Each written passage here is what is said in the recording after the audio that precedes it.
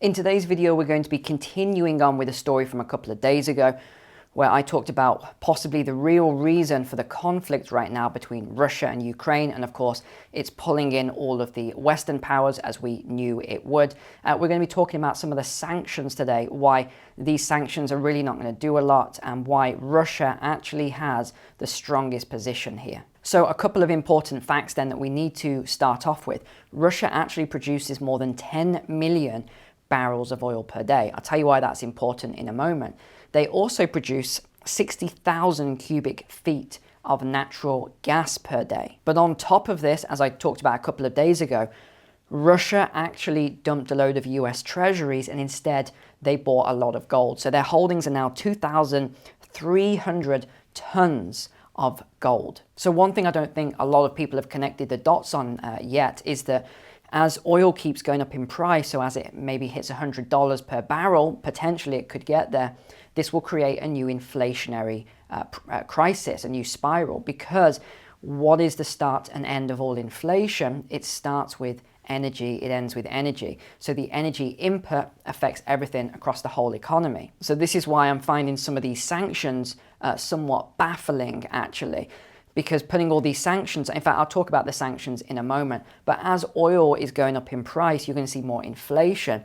More inflation means, guess what? Investors and a lot of the general public are going to run towards the safest asset that has existed for thousands of years, gold.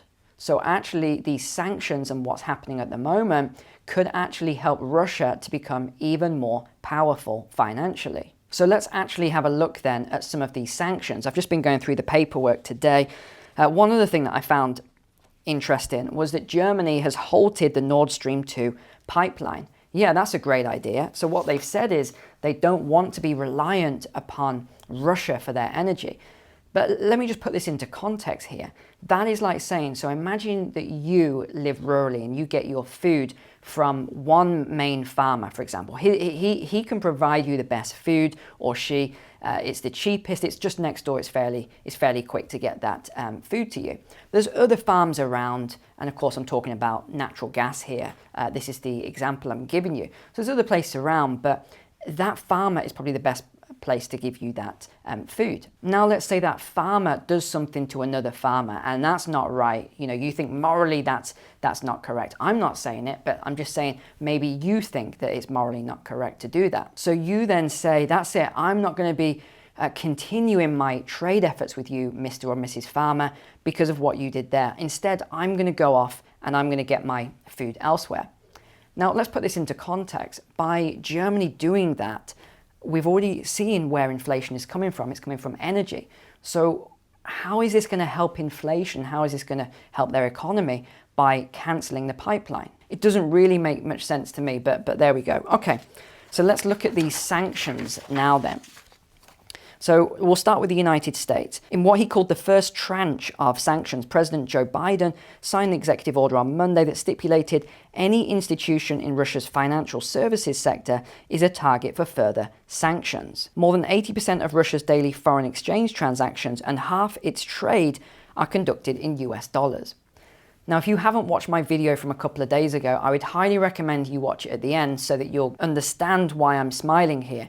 Because what did I say 2 days, and this is before these sanctions actually came out, I said, I wonder if this whole thing is anything to do with Russia accumulating lots of gold and dumping those treasuries. Because of course we know what happened to Saddam Hussein and Gaddafi and some other players when they decided they wanted to trade oil, not in US dollars, but something else. Let's move on then to the United Kingdom. So yesterday, the UK announced sanctions against 5 Russian banks and 3 Russian billionaires. So again, this is somewhat perplexing to me. So they are targeting the co-owners of SGM Group, which makes oil and gas infrastructure. I'm sure there's no coincidence there between carbon net zero and what they're doing here, targeting oil and gas infrastructure, which is what we need to slow down inflation. So they're saying we're prepared to go much further if Russia does not pull back from the brink. We'll curtail the ability of the Russian state and Russian companies to raise funds in our markets, prohibit a range of high-tech exports, and further isolate Russian banks from the global economy. And of course, Germany has announced the halting of the process of the Nord Stream 2 gas pipeline, which the US is very happy about because it doesn't want Europe to be reliant on Russian energy. What's the European Union saying then? Well, the 27-member bloc announced on Tuesday initial sanctions aimed at 351 Russian politicians who voted for the separatist regions in Ukraine, as well as 27 other Russian officials and institutions from the defense and banking sectors. Well, again, I mean, personally, I just don't think this is going to have a big impact on Russia as a country and on Putin. And then we go over to Japan and Australia. And again, the interesting thing here, again, follow the money, connect the dots. Who's the biggest holder of treasury? Because I'm thinking, why is Japan getting involved in this? Why are they saying all these things? Who is the biggest holder of US treasuries? It's Japan. So again, follow the money, start looking into all of this. So Japan and Australia, they've announced the imposition of stringent penalties on individuals connected with the aggression against Ukraine. This one's somewhat ironic. Australian Prime Minister Scott Morrison has said he's targeting them for behaving like thugs and bullies.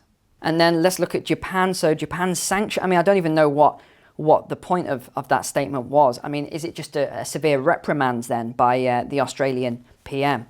I'm sure, you know, these tough Russians are trembling in their boots at that reprimand. Let's see what Japan's saying then. So their sanctions include banning the issuance of Russian bonds in Japan and freezing the assets of certain Russian individuals, as well as restricting travel to Japan. I'm sure the Russians are devastated now that they can't take their holidays in Japan. Look, you know, overall, all of this that I'm reading, these sanctions, they don't really make sense. There isn't much to them.